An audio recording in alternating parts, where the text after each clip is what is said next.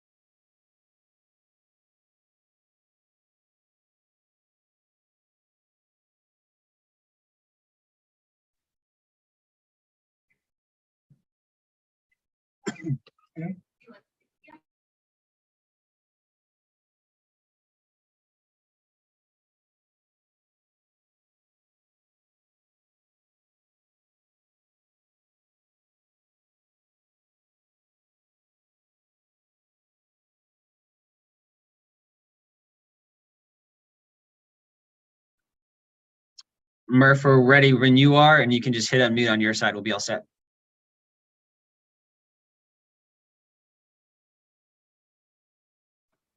All right, you good, Rob? Yep, we're ready to go. Thanks, Dan.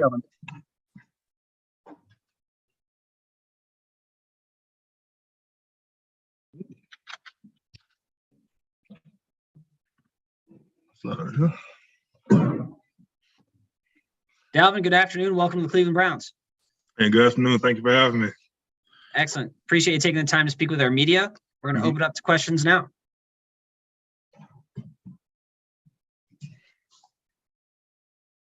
Chris Easterling, go ahead. Hey, Dalvin, welcome to Cleveland.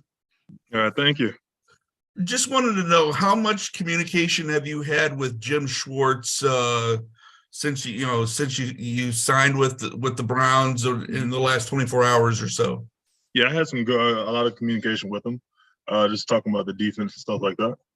Has he given you any indications, kind of his vision for what he how he hopes to use you?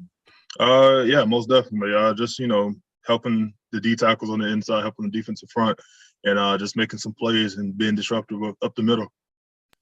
Thank you, Chris. Let's go to Scott Patrick. Hey, Dalvin. Hey, given the Browns' poor run defense last year, how much, responsibility or pressure do you feel to come in and have a big role in helping to fix that? As a defensive lineman, I just feel like going into each season, there's always a lot of pressure to stop the run because if you can't stop the run, you'll never get the pass rush. And I just want to come in and help everybody up across the whole front so we could be one unit up front to stop the run as much as possible. Then how good a run defender do you consider yourself, and what makes you good in that role? I think I'm a great run defender. Also, I just feel like what makes me good in that role would have to be just being disruptive, being physical throughout from the point of attack to the end of the play. You just have to be physical throughout the whole play and every single play. Thanks, Scott. Let's go to Mary Kay Cabot. Hey, Dalvin, welcome. Nice to meet you. Just wondering, as I'm reading about you, you have such a cool background and so many interesting things about you. So can you maybe tell us a little bit about, your artistic ability, your musical ability, and some of the things that shaped you as a person? Yeah, I was just growing up. My mom always said, if you have an interest in something, pursue it. So I had a lot of interests as a kid. If it was video games, drawing, different sports and things like that of that nature. So just every time I want to, try something new, I always just go for it for the most part. And you play at least 3 instruments, right? I mean, can you tell us about that? Do you still do that? And if so, I mean, are you on the piano 3 times a week, or, what are your musical pursuits? I'm super rusty, especially with the piano. I'm super rusty with that. I started off playing trumpet in middle school, and multiple percussion instruments from snare, drum, field drum, xylophone, and a little bit piano there too. Thank you, Mary Kay. Dale Ryder, you're up. Hey, Dalvin, welcome to Cleveland. Obviously, when you go into free agency, there are things that you're looking for as a player beyond just the business side of the game. So I was wondering if you just touch on just how the Browns, whether it was Jim Schwartz and his defense or whatever, just how the Browns really, were the perfect fit for you. Yeah, just with the defensive scheme was one of the biggest things, and just how physical the defensive scheme is attacking. It's based all on attacking, get off the ball pretty much, and being able to use my power more to my advantage as of attacking everybody I line up against, and just getting off the ball is just, I feel like it's the best fit for me. And also just the players, like, me and Myles Garrett came in on the same draft class, and I was super excited to play next to him. And he's one of those freak athletes. He's truly a generational player, so I'm super excited to play with him. Yeah, and along those lines, getting to play with Myles, who you came into the league with, you both have unique off the field interests. Do you really see yourself establishing an off the field bond? I mean, everyone expects you guys on the field really to be a great combo, but just off the field, do you think that that's a relationship that really could blossom between you two? Most definitely, especially when I saw him do the Thanos Infinity Gauntlet snap, like my sack celebration I'll be doing all the time. So it's definitely going to be a great friendship blossoming right there. Thank you, Daryl. Ashley Bastock, you're up. Hey, Dalvin, welcome. Just another Miles question to kind of follow up, like knowing what you know about his game and your individual game, how do you think you can elevate one another when you're out there playing together? I just feel like we're using my power, getting off the ball and stuff like that. We're both gonna demand a lot of attention, and just even if we're on the same side, like you can't double team everybody up front. That's the biggest thing, and the more chemistry we're gonna build with each other through OTAs and training camp and all those things, and just playing off of each other, I feel like the sky's the limit. And then coming into the defensive tackle room that you're coming into, some of the guys coming back, Jordan Elliott, Perrion Winfrey, like they're still younger guys. So I'm just wondering for you as a vet, like what's your kind of leadership style, especially now since this is like your second time or whatever, changing teams, integrating yourself into a new team? Oh yeah, this the biggest thing is get to know everybody and know their why. That's the biggest thing. If you know each other's why and why you play the game, why you love the game, you're gonna be playing for each other on a whole different level. And just make sure all of us are selfless. We're gonna play for each other and not just for ourselves on the field. And just like I said with Miles, we're gonna build a lot of chemistry because we're all gonna go out there each and every day, grinding together, sweating together, and just getting better together. And so as long as we start to build that chemistry together up front, and we learn everybody's play style and things off of that, we can play off of each other more efficiently and make more plays. Thank you, Ashley. Let's go to Matt Fontana. Yeah, Dalvin, as we were all trying to get to know you a little bit before you came here, there were some grades that were out on just where you lined up, 0 technique out to the 1, even out to the 3s from sometimes. And it seemed like you graded really well when you were right in that 0 technique and head up on the center. Would you agree with that? Like, is that your favorite place to be on the D-line? I feel like my favorite place is wherever I could put my hand in the dirt and to get off the ball. 0, I feel like probably the easiest because it was more reactionary. And most of the time in most defense, you're a backside A-gap player in a 0. So it's very hard to mess that one up. So wherever on the defensive line, I'm comfortable putting my hand down anywhere and lining up with anybody. So I'll be happy to play. It doesn't matter where. And then off of that, we're also getting used to Jim Schwartz with his wide 9 that we've heard so much about. What have you heard about his system with that wide 9? And you talked it earlier about being able to attack a little bit more. How exciting is that for a D tackle to have a little bit of space up there? It's super exciting. Spaces on the inside is hard to come by these days. So the more space you can have is also amazing. And it just gives you that much more room to attack the offensive line. Thank you, Matt. Jeff Shadell has our next question. Hey, Dalvin, I want to ask you about rushing the quarterback. 2.5 sacks last year. We all know Jim Schwartz likes attacking defensive tackles. So how do you fit that attacking defensive tackle mode with only 2.5 sacks last year? I feel like the biggest thing is even if you're getting pressure on the quarterback. And I feel like I'm the type of player with my power rushing. I open up a lot of opportunities for the other guys playing with me as well. So if I'm not getting a sack, I'm flushing the quarterback out the pocket to go and run straight into another defensive end's arms. So I feel like as long as we play off of each other, those with the attacking defense I feel like those numbers are going to continue to grow. Thank you. Thank you, Jeff. Tony Grossi, go ahead. Hey, Dalvin, nice to meet you. At the Combine in Indianapolis, Quessy, the GM, sounded like they really wanted to keep you. They extended some deadline to keep negotiating. Did you always intend to leave the Vikings, or what happened? Did the Browns just blow you out of the water with a contract offer? No, I weighed all my options and everything, and I just felt like this was the right move for me. And, Minnesota has a great thing going with great coaches, players, as well as upstairs management and everything with Quasi. I love that guy, and they have a lot of good stuff going on for him too. And I wish him the best, but I just feel like this is the best move for me right now. And I'm wondering, was your sack total affected by whether or not you played on third downs? Did you play on third downs a lot in Minnesota? Yeah, I played on third downs a lot in Minnesota, and I just feel like it depends on who gets to the quarterback a little bit faster. And I had a lot of guys a lot of two great outside linebackers last year who was super consistent with getting to the quarterback with Danielle Hunter and Zadarius Smith. Appreciate it, Tony. Dan Lobby, you're next. Hey, Dalvin, nice to meet you. Welcome to Cleveland. You mentioned earlier that run defense is about being physical through the whole play, every single play. I mean, how much of it is mental? How much of it is a mindset of I'm going to stop this run? It is. I feel like the mindset part is 90% of it, because if you don't have the mindset to think you're going to be physical and stop this run, you already lost the battle, because the NFL is a very physical game we play. And stopping the run is always, I feel like it's tougher than stop getting a sack or something, because you have to come with that mindset every single play, every single rep.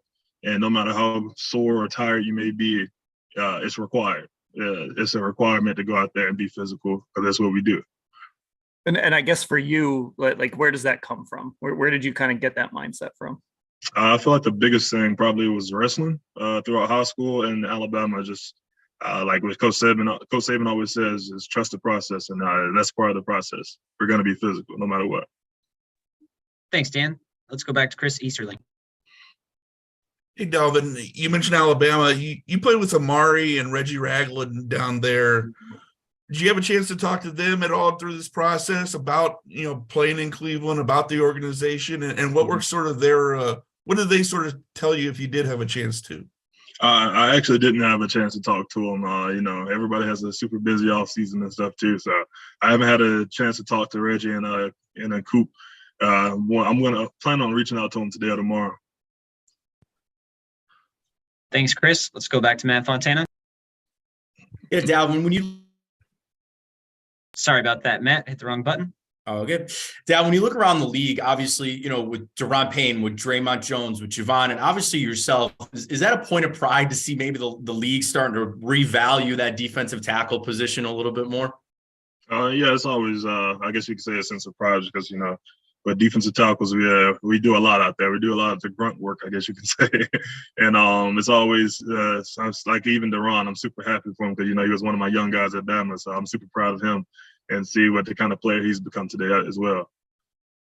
And you mentioned you wrestled, right? You said you wrestled growing up. How does that, that's a lot of pushing, shoving. I can only imagine that's really helped you in your football career. How long did you wrestle into high school, and what does that mean and help you now as an NFL player? It helps me tremendously. I feel like without wrestling, I probably wouldn't be the player I am today. And I wrestled middle school and high school.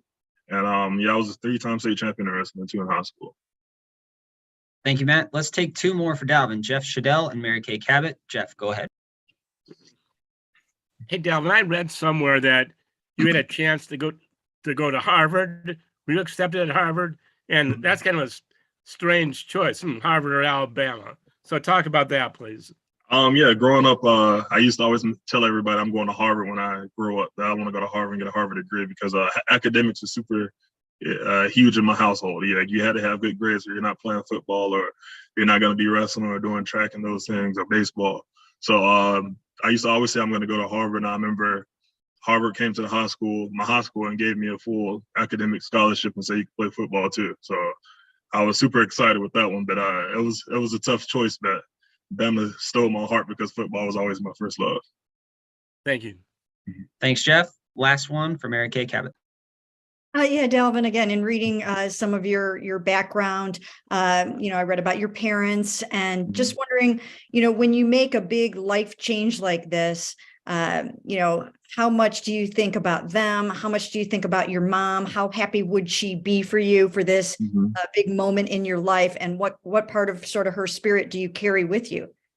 I carry all of her spirit, because she's always been my why. She's the reason I'm the player I am today. She was always my biggest fan, and she molded me into the man I am today. And she would be super proud of me. I already know it. She would probably be over here in this interview with me if she was still here. And I just pretty much grind each and every day to get to where I am, and to continue to grow as well because of her. And that's what she instilled in me since I was young. And I'm going to continue to do that as well. Even after football, I'm going to continue to live like that. Thank you. Thank you. Thanks, Mary Kay. Dalvin, appreciate the time today. It's great to have you with the Cleveland Browns. Hope you enjoy the rest of your day. All right, thank you.